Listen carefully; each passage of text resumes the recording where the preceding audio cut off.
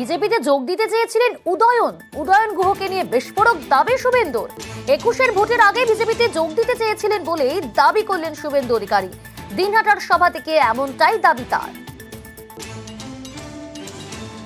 21 সালে ভোটের আগে এই উদয়ন গুহ আমার হাত ধরেছিল বিজেপিতে যোগদান করবে বলে। 2021 ফেব্রুয়ারি মাস বিদায়ী সাংসদ সুনীল মণ্ডলের সল্টলেকের সরকারি ফ্ল্যাটে বলে দিয়ে গেলাম, অস্বীকার করতে পারেন করুন, উদয়ন গুহ আর বিশু এ দুজনের জন্য বিজেপির দরজা চিরদিনের জন্য বন্ধ থাকবে।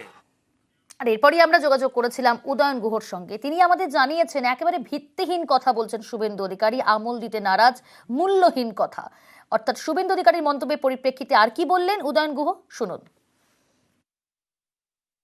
বলেছে আমি ওর হাত ধরে নাকি বিজেপিতে ঢুকতে চেয়েছিলাম। যে নিজে অন্যের পা ধরে বিজেপিতে ঢুকেছে তার হাত ধরতে যাবো কেন? আমি যদি বিজেপিতে যেতে চাইতাম তাহলে আমি সরাসরি বিজেপি নেতাদের সাথে যোগাযোগ করতাম। ওর মাধ্যমে বিজেপিতে যাওয়ার তো আমার কোনো দরকার ছিল না।